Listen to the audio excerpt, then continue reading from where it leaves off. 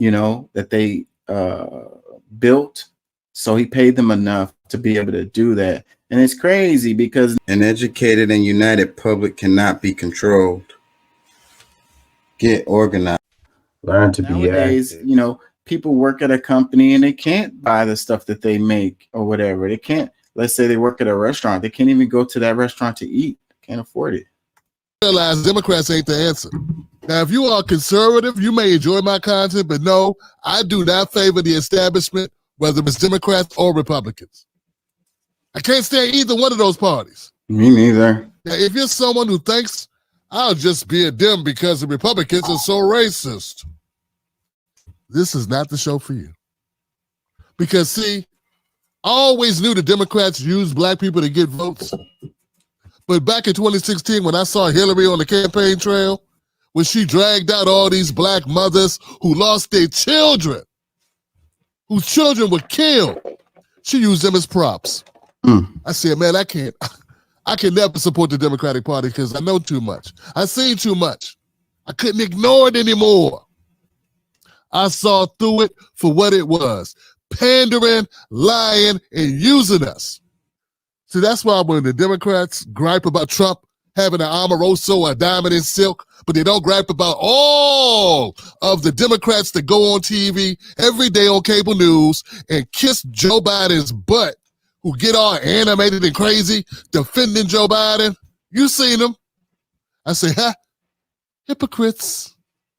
So look, I'm here for the people. I fight for truth for the people. I put people over party. People over politics, that's what I do. And if you ain't with that, this ain't the channel for you. I call it out. That's why the name of the show is Calling It Out. You want somebody to be a Democrat or Republican? I'm not your guy. Any more questions? Pretty straightforward. Just when you thought that things couldn't get worse for Rudy Giuliani. Pretty straightforward. Yeah, man. The establishment politics, partisan politics. I like that. People over politics. I like that.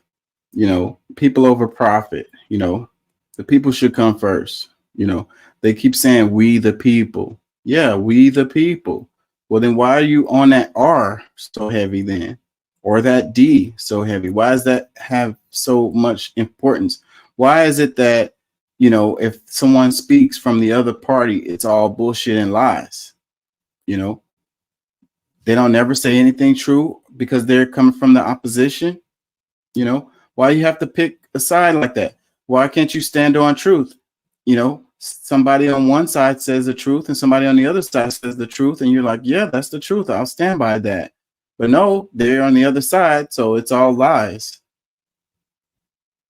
And that's where we've gotten. And that's how you control people, and you scare the shit out of people. You make them afraid.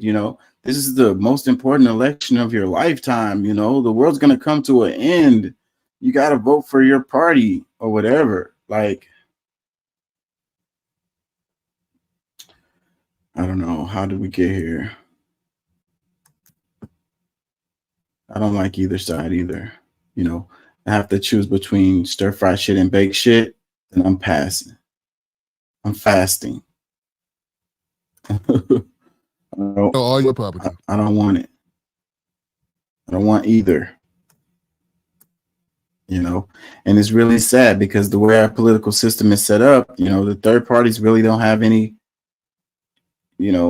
chance. So it's going to be a D or an R that wins every election, except for the smaller seats. So I think that's another thing that the media does. It makes us focus on the presidential election like it's the most important thing, but the local elections are the ones that are more important. And in those local elections, third parties do have a chance to win. So you can support third parties up and down the ballot within your local elections and get third party people, elected, throughout all the districts.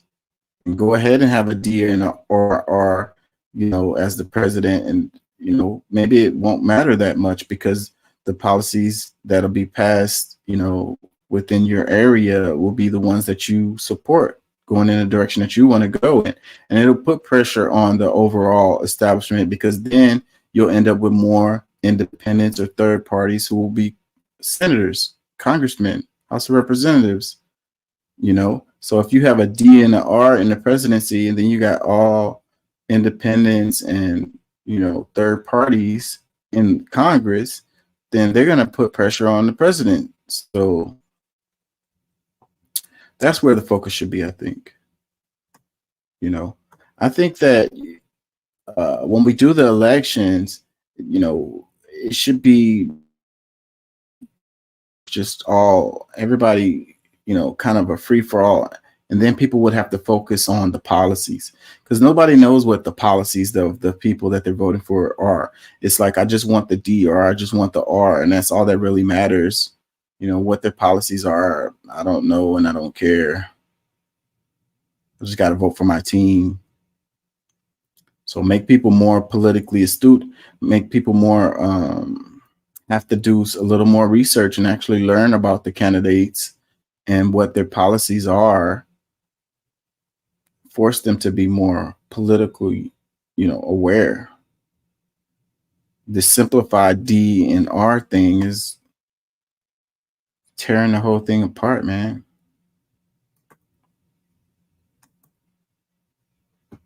Can you believe Republicans are going to vote for Biden? He's way too old, and you see how often he's tripping over his own words. He's mentally unfit to lead our country. He's also the worst president this country has ever had.